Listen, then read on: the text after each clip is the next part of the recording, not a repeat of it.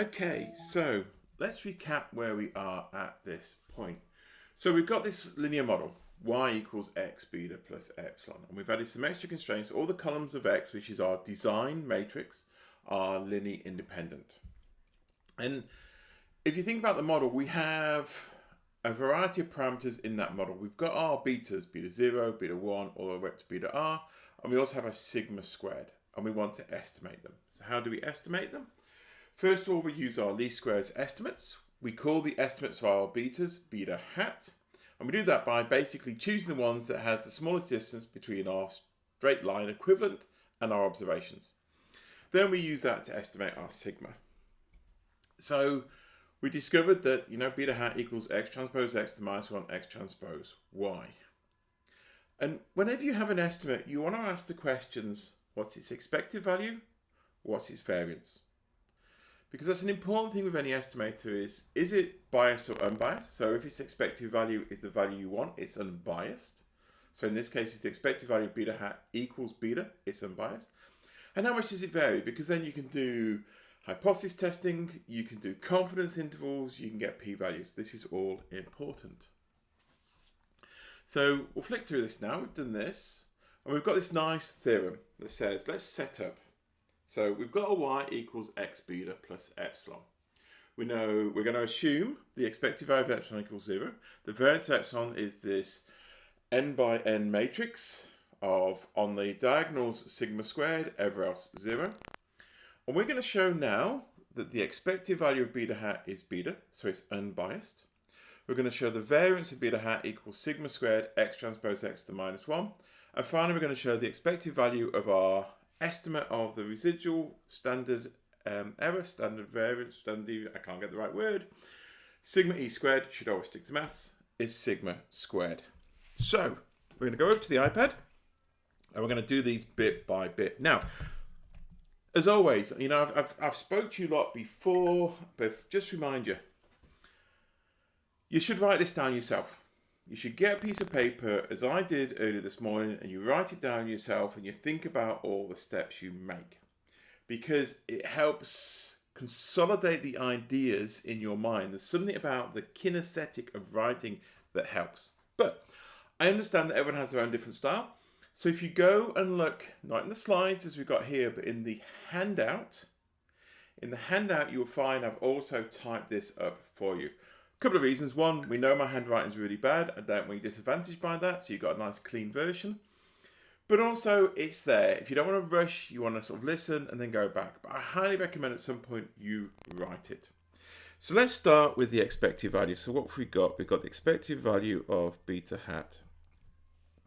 The first thing you should always do is a substitution. So if you've got beta hat, let's write out what that actually is.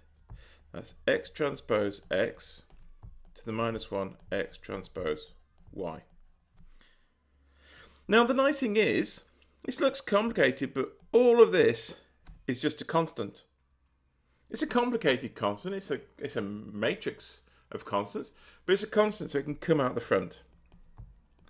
This is x transpose x to the minus 1 x transpose, the expected value of y. Well, let's think about this expected value of y. What is it? Expected value of y, well, what is that? That is the expected value of x beta plus epsilon. Now, I should be doing this. I should be underlining all these things so you know that it's a vector. I can tell you now I'm going to forget. Please feel free to either draw them in bold, if you like, you'll see in my handout, or underline them for me. I just forget because in my mind, I don't need to remember because I know which ones are vectors, which are not. But anyway, the good thing is x beta is a constant. This is just a constant. So this is x beta plus the expected value of epsilon. And in our assumptions, that's 0. So this is x beta because this is 0. So let's put this in. You've got x transpose x to the minus 1 x transpose x beta. We've got a matrix. It's a fancy matrix. It's x transpose x, but it's a matrix. We've got the inverse of that times the same matrix. If you take the inverse of matrix by a matrix, you get I. So you get the identity. So you get I, x beta, which is just x. Oh, sorry, there's no x there. Which is just beta. What does that mean? I mean, every time you see one of these proofs we don't really care about. Well, we do. You know, it gives you a lot of ability to do your own stuff, which is why we do it all the time. But you need to go, well, what does that mean? That means that when we fit by our least squares and we get this estimate is unbiased for the truth. It gives us the truth. In this case, the expected value of beta hat is beta. It's an unbiased estimator. Let's keep going. Let's go and do the variance now.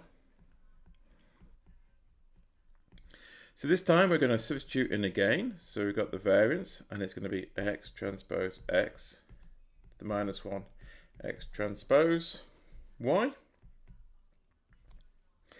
Now if you go back and look at some previous lines in the lemma, we know that if you've got a constant here, you can write the constant again in front. So that's our x transpose x to the minus 1 x transpose. We then write the variance of our random variable. And then we write the constant again, x transpose, but we transpose it. It's the matrix equivalent of saying the variance of ax is a squared the variance of x. That's all it is. Now, there's a lot of properties you were taught in probably first year about linear algebra, and they just went, because at the time you were taught by people who never said why they were useful. They're useful. What sort of things are we going to use? Well, first of all, I want you to know that if I've got two matrices A and B, and I take the transpose, that is equal to B transpose A transpose. You change the order as you take the transpose. I want you to also know that if I have A transpose and I transpose it, that is A. And also, if I have A to the minus 1 transpose, that is equivalent to A transpose to the minus 1. I'm just going to give you them. If you want to prove it, fine, go ahead and prove it. If you want to look it up, fine, go ahead and look it up. At this point, you have to just think that Jono's not lying to you. Now, that's probably not true most of the time. Jono does lie to you regularly, but I can't remember whether the line Jono lies to you regularly is one of the lies. So I don't know. You can work it out. You're clever. So let's simplify this. We have x transpose x to the minus 1 x transpose. Now we've got the variance of y. Let's quickly do an aside. I'll put it over here. What is the variance of y?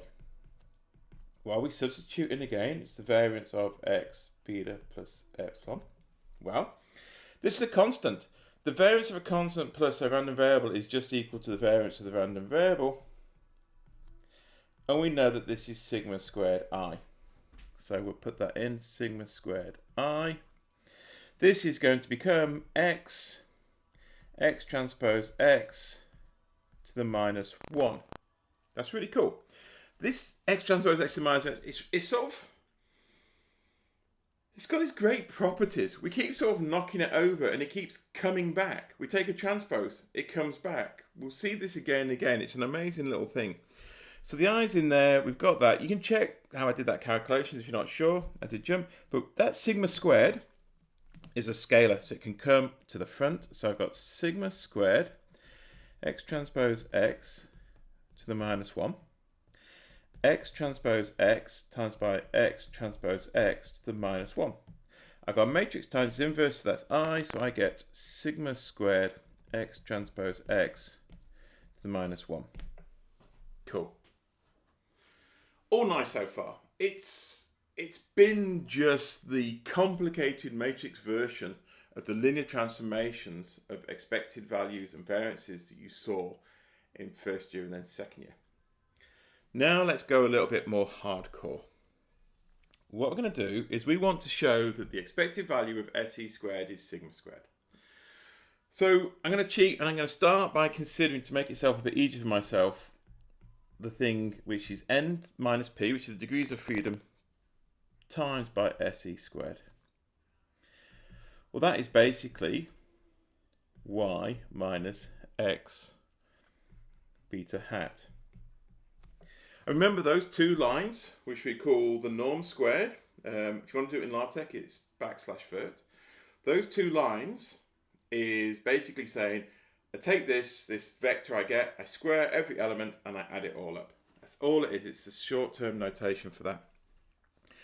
So this is fine. We can substitute the beta hat and simplify. So I'm going to get I minus x transpose x to the minus 1 x transpose y.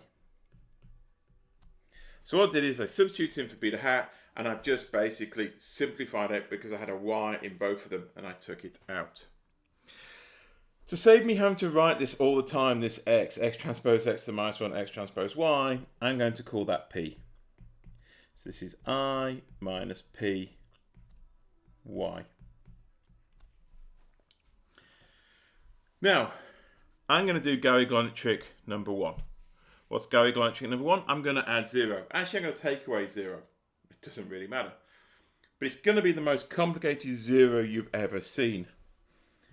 So it's going to be I minus p y minus I minus p eta, which equals I minus p y minus eta.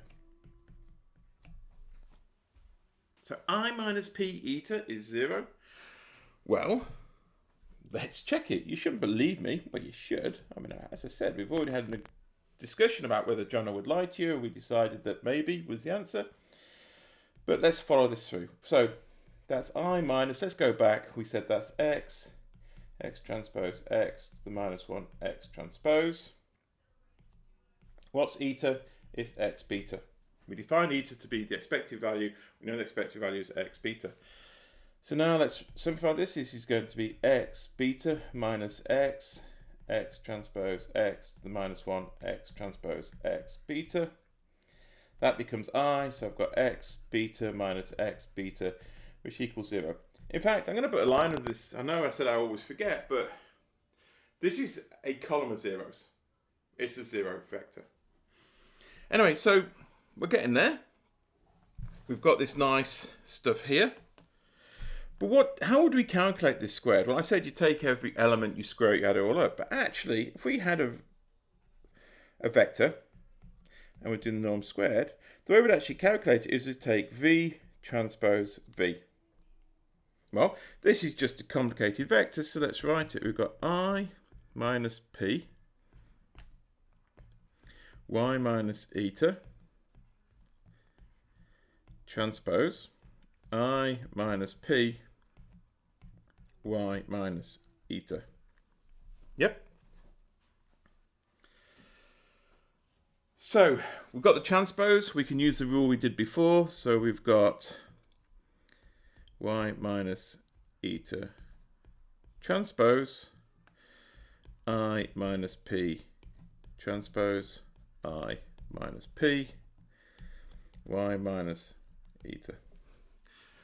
I minus p transpose is I minus p. If you look in the notes it's got there, you're going to show that in one of the tutorials. I minus p times I minus p is I minus p. This particular thing is idemnipotent. What does that mean? It means I can simplify and go y minus eta transpose I minus p, y minus eta. Okay, all good. Let's do a sanity check for a second. What do you think that is? I mean, it's a complicated thing, but what do you think it actually is? Is it a vector? Is it a matrix? Is it a scalar? Well, let's do some dimension counting. Y is an n by 1. Eta is an n by 1. So the difference between them will be an n by 1 vector. If I transpose it, I've got a 1 by n. I minus p is n times n, and this is n times 1. So if you think about it, this whole thing is complicated, is just a 1 by 1 object. It's a number, it's a single constant. And there's a trick here, a really nice trick. I think we should almost call it Gary-Glonick trick number 6. I know it's taking third year to get there, but the trace of a number is that number. Because if you think about it, your number is like a little tiny 1 by 1 matrix. And the trace is you add the diagonals. So your only number on this 1 by 1 matrix is the diagonal.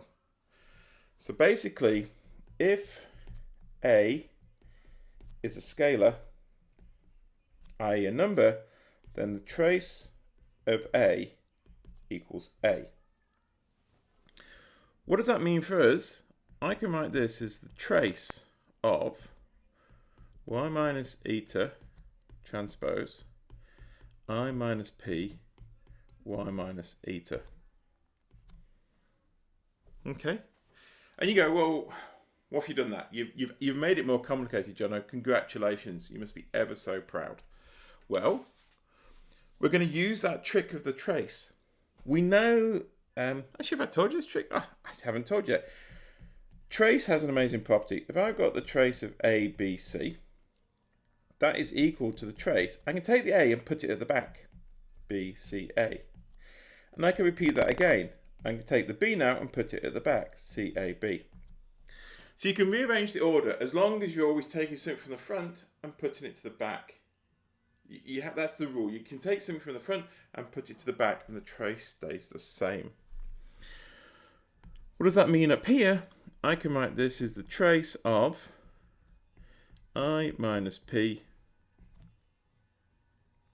y minus eta y minus eta transpose. So I've taken this and I shoved it at the back. Right. So we started up here with this. So now I'm going to take the expected value of it, because that's what we're trying to do. What is the expected value of n minus p se squared?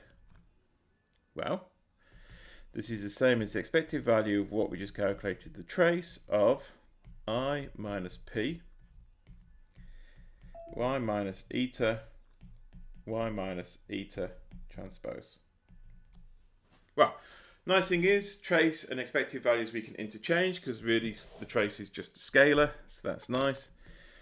So that's the trace of, and this I minus p, I can bring out the front, it's a constant, the expected value of y minus eta transpose.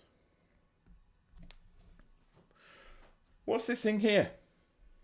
This is a random variable, take its mean, squared. The expected value of that, it's the matrix form, is the variance by definition. So we've got, it's the trace of I minus P, the variance of Y. Have